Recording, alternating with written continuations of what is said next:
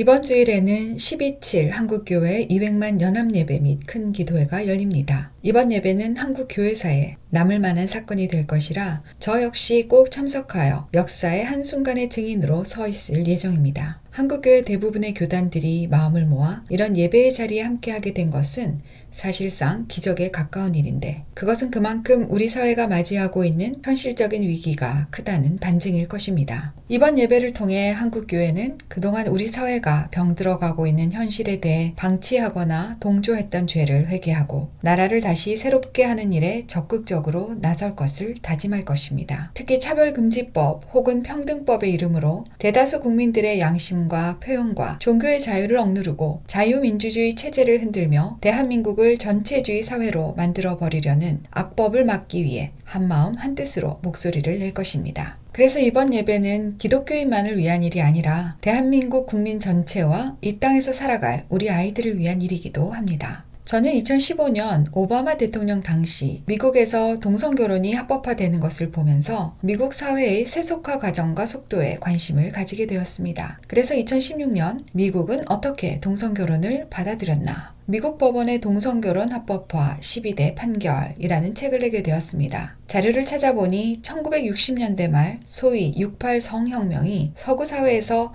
자신들의 토대가 되었던 유대 기독교적인 세계관을 해체시키기 시작하면서 미국 사회도 탈기독교화, 세속화되기 시작했다는 것을 알게 되었습니다. 그리고 거의 50년 정도 성소수자 단체와 소위 신좌파 단체들이 협력하여 이룬 쾌거가 동성결혼 합법화였으며, 이를 계기로 미국 사회가 전통적인 결혼을 재정의하고 가정을 해체하며 성별 정체성과 성적 지향의 다양성을 인정하면서 어떻게 망가져 가는지를 지켜보았습니다. 그러면서 미국이 약 50년이란 기간을 통해 성혁명의 아젠다를 성공시켰으니 유교 사상이 뿌리 깊은 우리나라의 경우는 20년 정도면 비슷한 길을 가게 될지도 모르겠다고 예상했습니다. 그런데 책을 낸 지 10년도 채 되지 않은 2024년에 대한민국 대법원이 동성 파트너를 건강보험공단의 피부양자인 배우자로 인정하고 혜택을 주기로 하면서 국민들이 알지도 못하는 사이에 대한민국도 동성결혼을 법적으로 인정하는 국가가 되어버렸습니다. 이번 12.7 연합예배를 촉발시킨 직접적인 계기가 바로 사법부의 독단적인 동성결혼 합법화 판결과 이로 인해 우리 사회의 법치와 자유민주주의의 원칙이 파괴되었기 때문입니다. 사실 2016년부터 한국교회는 서구의 상황을 보면서 조금씩 깨어나기 시작했습니다. 한국교회 여러 리더들의 주도로 독일의 사회학자인 가브리엘 쿠비의 글로벌 성혁명이 번역되어 알려지기 시작했고, 기독교 동성애 대책 아카데미 일명 기동아도 매년 열리면서 목회자들과 성도들을 깨우기 시작했습니다. 2018년에는 독일에서 가브리엘 쿠비가 직접 한국에 와서 서유럽의 악화된 상황을 알려주었고, 영국에서도 크리스천 컨선이라는 단체를 이끌면서 종교의 자유를 위해 헌신하고 있는 안드레아 윌리엄스 변호사가 와서 영국처럼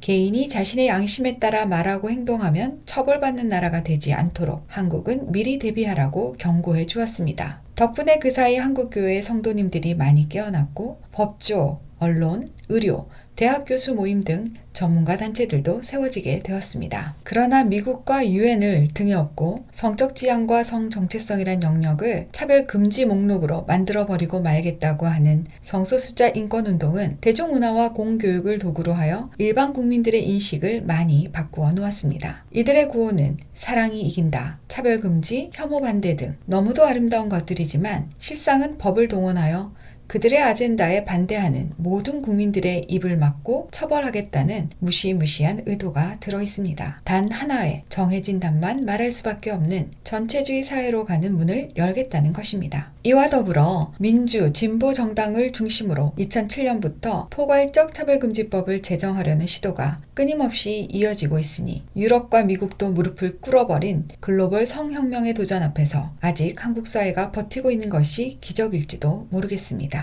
이번 12.7 한국교회 연합예배가 크리스찬이 아닌 일반인들에게는 어떻게 보일지 모르겠습니다. 혹자는 이 예배를 정치 집회라고 폄하하고 반대하기도 합니다. 그러나 크리스찬 200만 명이 모인다고 주류 언론에서 기사화시켜줄 것 같지도 않고, 거대 야당인 민주당이나 정치권 어디에서도 눈이나 깜짝할지 모르겠습니다. 그러나 이 예배의 의미는 크리스찬으로서 이런 상황에 대해 하나님께 우리의 심정을 토로하고 우리와 우리의 아이들을 불쌍히 여겨주실 것을 간절히 기도하는 것이고, 다음 세대에게는 한국 교회가 자유를 지키기 위해 함께 목소리를 내었다는 것을 보여주고 기록으로 남겨두는 것이라고 생각합니다. 정치적인 입장도 신학적인 입장도 모두 다르겠지만 이날 하루만은 그저 겸손히 주님 앞에 함께 나와 베옷을 입고 죄를 뒤집어 쓴 심정으로 기도할 수 있다면 좋겠습니다.